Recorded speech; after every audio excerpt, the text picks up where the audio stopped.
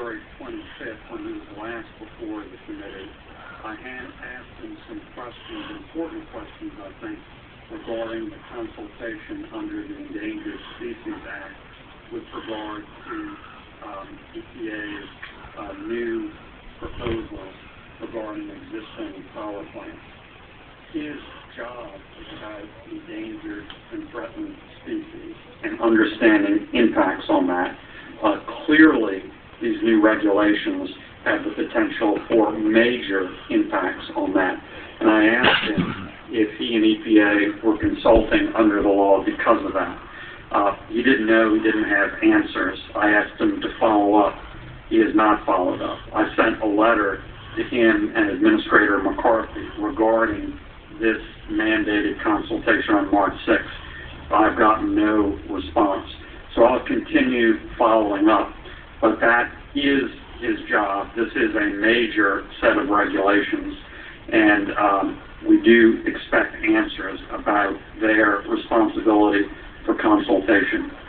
Now, in terms of questions, Dr. South, I share your concern that every weather item in the news, it seems, is sort of held up as the newest example of the impact of climate change with no real science behind that assertion. And this is also true of wildfires. Just recently, for instance, the Democratic Majority Leader, Harry Reid, claimed that global warming was the cause of increased wildfires, pure and simple. You testified about that. If you can go back and underscore, what do you think the science, the historical record lays out in terms of any trends over time regarding wildfires, number one? And number two, what do you think are the leading causes of any trends that do exist?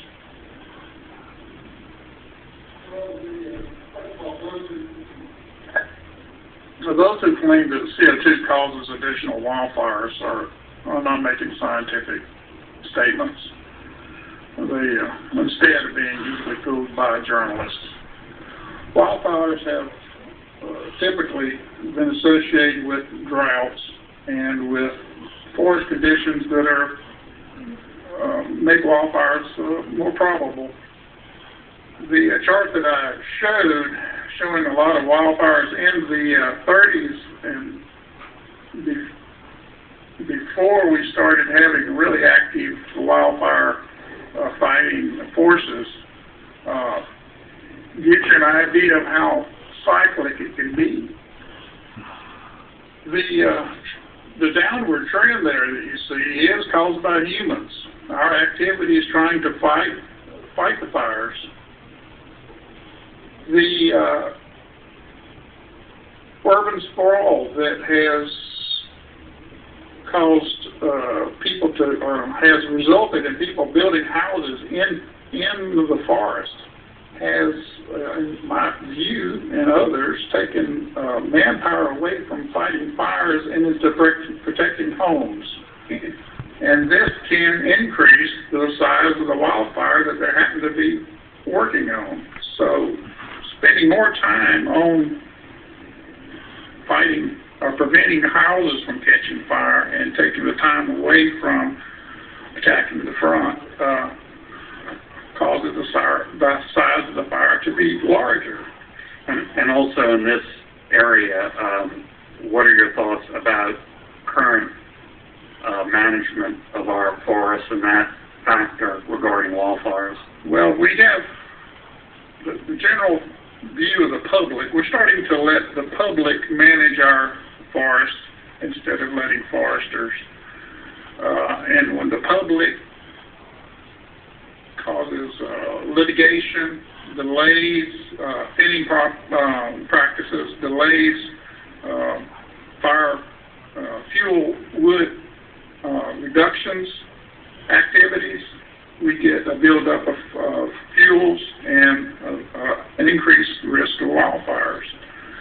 So by enacting policies that lock up wilderness areas, decreases harvesting rates of, we used to harvest about 12 billion cubic board feet per year off of a national forest, and that has just dropped down to nothing now. So our national forests are getting bigger, and this is all causing for more catastrophic wildfires when they do occur.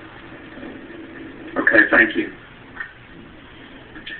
Thank you very much, Senator Venner. Senator Wicker. Thank you, Mr. Chairman. I have to say this. I have not today, or have I ever, in a committee hearing, insulted the integrity of witnesses on the other side of an issue.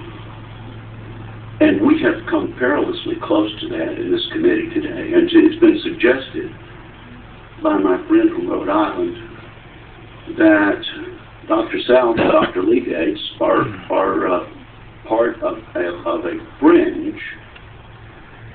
And to me, this is the very kind of public intimidation and insulting rhetoric that Professor Lee Gates has talked about in having experience at the University of Delaware, and I take exception to it.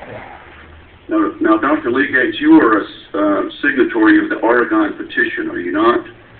Yes, sir. And that Oregon petition says there's no convincing scientific evidence that human release of carbon dioxide, methane, or other greenhouse gases is causing or will in the foreseeable future cause catastrophic heating of the Earth's atmosphere and disruption of the Earth's climate. I assume this is some petition that you and some fringe scientists from Oregon got together and signed. Is that correct? No, I believe there's 30-some thousand people who signed that petition. 30-some thousand people. Would you describe these people? Many of them are scientists, PhDs, and other disciplines, people who are connected with climate change and doing research in various areas associated with it. Well, I just have to say I appreciate someone standing up and challenging the conventional wisdom. You know, Martin Luther did that. Martin Luther King did that. And so I appreciate some people who are willing to hold up their hand and say, wait a minute, I've got some data here that I would like to suggest is a contrary position. Well, I wouldn't put myself quite in that category. Well, but it is an important issue. And I have to say, I admire you for standing up, and Dr. South also for standing up and saying you have a right to be heard and a right to be listened to and a right not to be insulted by being called a part of a lunatic fringe. Now, you've concluded that droughts in the United States are more frequent and more intense during colder periods. Is that correct? That's what the data indicate. Okay. When we look at droughts over the last 2,000 years, they tend to become more intense and more frequent when the temperatures have become colder. Dr. South, you've offered a couple of bets to your fellow scientists over time. Is that correct? Yes, sir. And I believe 5 years ago you offered a bet on an ice-free Arctic in the summer of 2013, when a BBC journalist wrote a 2007 article entitled Arctic Summers Ice-Free by 2013, and several ice experts declined to bet with you. Is that correct? That's correct. If they had bet with you, they would have lost that bet. Is that correct? That's correct. And you currently are offering a bet on sea level rise. Would you tell the committee about that? Yes, I'm looking for someone who would be willing to bet $1,000 on the sea level increase for the year 2024 in Charleston, South Carolina.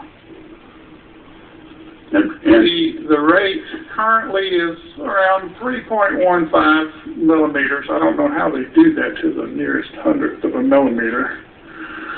But you can do it mathematically. I don't know how you can do it scientifically. But and I will bet that the rate in 10 years from now is not over 7 millimeters. The 7 millimeters would, if a millimeter rate starts now and goes to the year 2100.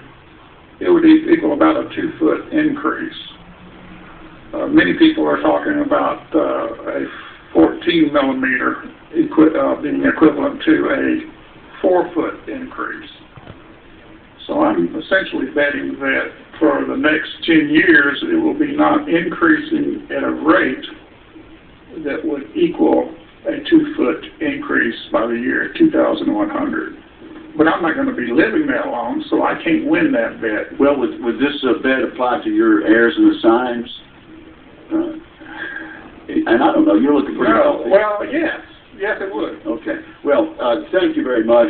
We've had a good hearing, and there are people watching this, and there'll be people late at night, Mr. Chairman, watching this hearing that are suffering from insomnia, and perhaps someone will take Dr. South up on his bet.